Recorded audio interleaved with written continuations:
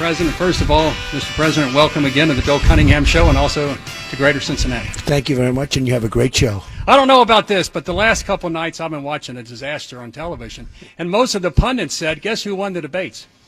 I know, I've read a lot You. about that. I know. Trump wins. I've heard it, Bill. It was so nice. You know, what I find amazing is we've spent most of our time talking about the failures of Obama policy. The Democrats are now attacking Obama. Are you surprised by that? No, because it doesn't work. We've been managing it well, and we've done. I had a decision to make. Do I manage it well or do I manage it poorly? And managing poorly would be really tough. So we managed it as well as it could be managed, but still, the price is too high. You take a look at the deductible. It's way. I mean, you have to. The deductible, you can practically not even use it. So Obamacare is a disaster. We had it beaten, and then one man late in the evening decided, Bill, that I think I'm going to, after 8 years of campaigning, I think I'm going to vote against it. And he did something, but it's actually maybe going to work out very well. It looks like it's going to work out very well. But Obamacare, no, is a disaster. What's amazing is President Barack Hussein Obama campaigned on the idea of no Medicare for all. Obama was saying it was too expensive. And so you come along and say, wait a minute, let's reform. We can't afford it. It'd be nice to do it. But do you find it amazing that you agree with Obama on some things, such as Obama was saying for years? We don't want an open border. Democrats said we don't want an open border. Obama said no Medicare for all. Democrats said no Medicare for all. And now you're saying, now wait a minute, there's a couple of three things Obama did I agree with, but Democrats are attacking Obama. You find that amazing? Well, the whole thing is incredible. I watched both nights.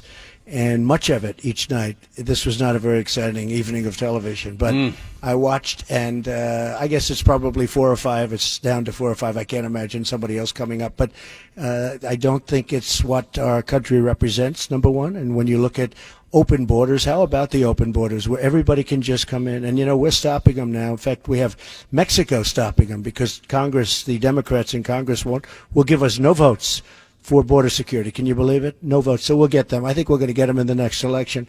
But I'm just watching, and it's incredible to think people come up.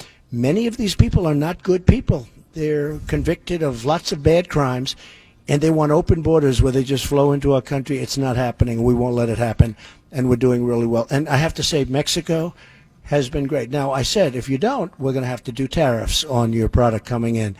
And right now they have 21,000 soldiers, and it's had a tremendous impact. President Obama said, get rid of criminal illegal aliens. Joe Biden, his VP, is saying, wait a minute, let's give them a hearing. Isn't it amazing that Democrats are running against Obama? I find this as a commentator an amazing circumstance. Well, the whole thing with Biden talking about hearings, it's so crazy with judges. We're the only country in the world, or just about, where people come in, Bill, they come in and they get a trial. So we hire Perry Mason. And it's a big deal. And the trial, we say, come back in 4 years. It is so crazy. But nobody else has judges. They come in. Other countries, they come in. They say, sorry, you have to get out. And in this country, they come in as welcome to litigation. But we've done a lot. You know, we could solve it very quickly with the Democrats. It would take literally 20 minutes to solve, but they don't want to do it.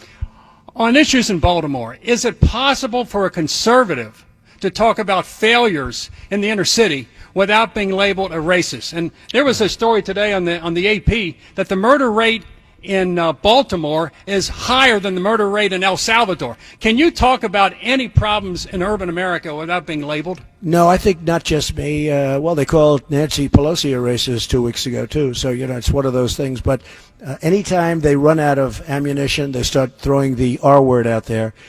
It's a terrible thing. I mean, it's a terrible thing. I'm the least racist person there is, but it's a terrible thing. But I think I've exposed everybody for what they are. And Baltimore has been a very good example. You look at it, it's gotten billions and billions of dollars over the years, and the money's been wasted or stolen. Now, and lastly, on the issue of the economy, here in the Midwest, it's important. Obama lost 200,000 manufacturing jobs, and Obama said, guess what, folks, they're not coming back. You've added 500,000 Midwestern manufacturing jobs. Given another 4 years, Joe Biden said last night, Trump doesn't need another 8 years. I think Joe Biden might have a little math problem, but nonetheless, assuming you get another 4 years, how will the manufacturing be better under Trump than it would be under a socialist. Well, President Obama said that manufacturing jobs are gone. You'd need a magic wand, if you remember that expression, the very famous expression. And we've added 600,000 in the country, and a lot more are coming. I mean, frankly, we need people to work because we have the lowest unemployment rate very soon in the history of our country, lowest with African Americans, lowest with Asians, lowest with Hispanics. We have the lowest. So, I mean, we're doing great, but we're bringing back manufacturing jobs, Bill, and that's very important. They're the best jobs. I mean, these are great jobs, high-paying jobs, talented people, and they're coming back like never before. And I just got numbers that Ohio is now having the best year in its history.